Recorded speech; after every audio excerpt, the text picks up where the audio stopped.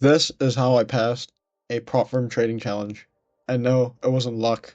It was discipline, sleepless nights, setbacks, and self-reflection. And let me show you how I did it, why I even tried, and why you might think it's possible when everyone makes it seem impossible.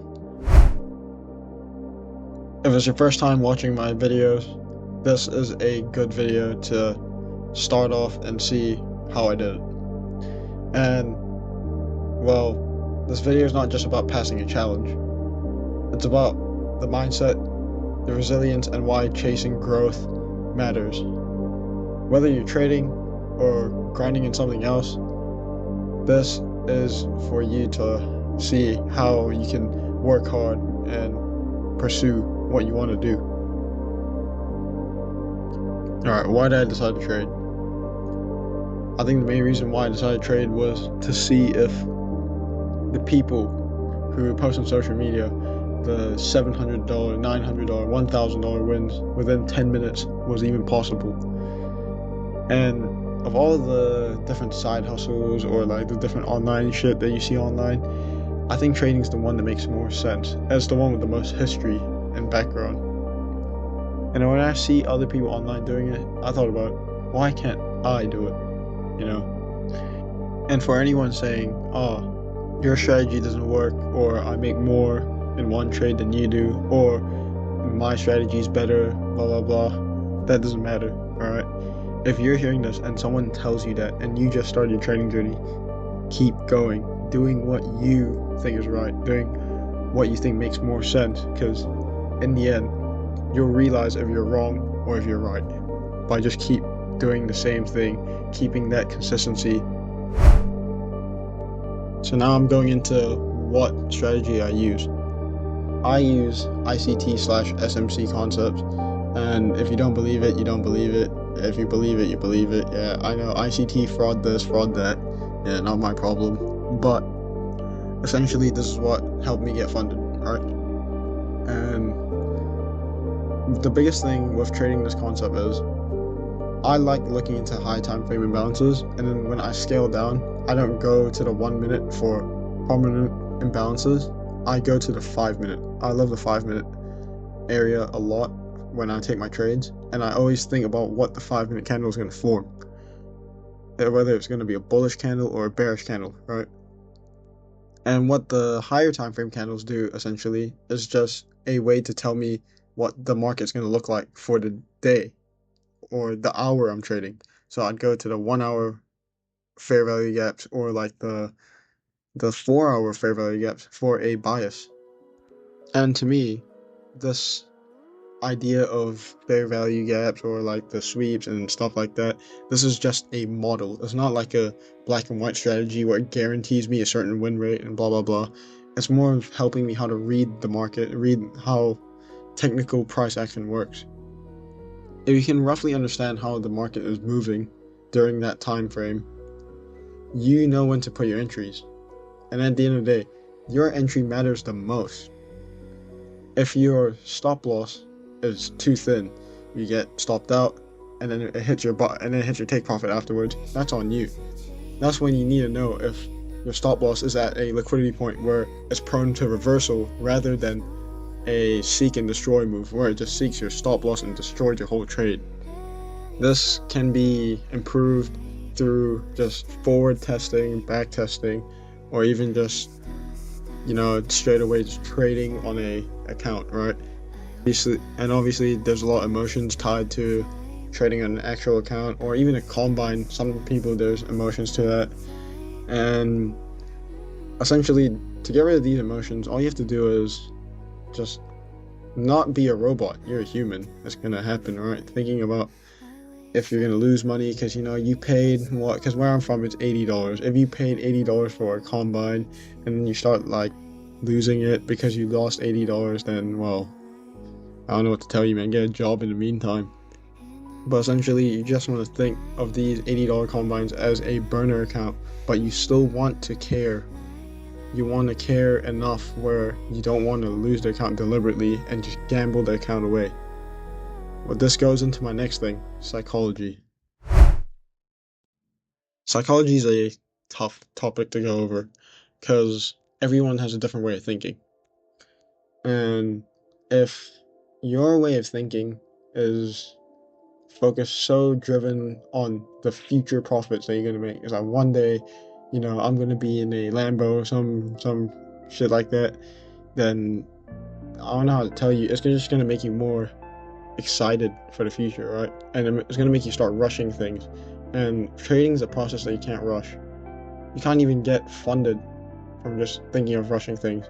Sometimes it's okay, to pass an account a little bit slower than everyone else.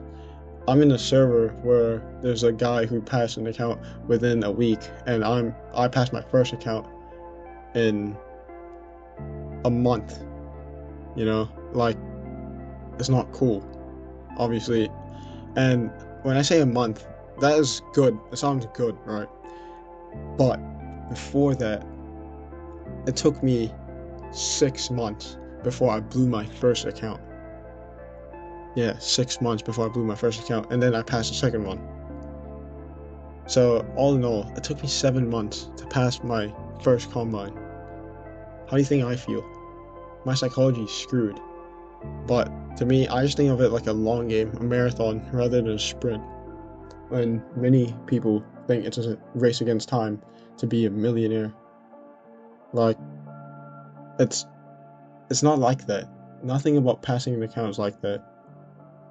Your mental has to be strong enough. Yeah, it doesn't have to be like the best psychology on earth, but you just need a strong enough mental where you can think that, hey, trading's a long-term game. I'm trying to make sustainable amounts of money from this. But hey, this is what I want. I want trading to be a long-term thing rather than some short-form dopamine, if you get what I'm saying. The main thing that helped me with getting funded was trying to go for a higher win rate rather than a higher risk to reward ratio. The reason why I think a higher win rate is better for me, at least, is because the more I win, the more confidence it builds me. It's like a chain reaction to me, right? And how I get that higher win rate is by reducing my risk to reward. I take 1 to 1.5s, 1 to 1.2s, even sometimes 1 to 1s, right? And there's no shame in that, It doesn't look as clean, and it doesn't look like I made a huge amount to what I'm risking. But the reason why I think it's so useful is you don't have to wait and let the market drag on any longer than it has to, right? The little dips before it hits your take profit in a high risk to reward, everyone knows that feeling. It's a psychological battle. To save my mental, all I do is I take full TP in places where I think it's gonna hit, right? Like liquidity points. Instead of going to extremely high time frames, prominent highs or prominent lows, I go to the lower time frame prominent where it's a lot closer to where your entry is. If it's closer, you are more prone to hit your take profits. And the next step is journaling. By the end of every trade, you want to journal, right? And what I mean by journal, I mean collecting data.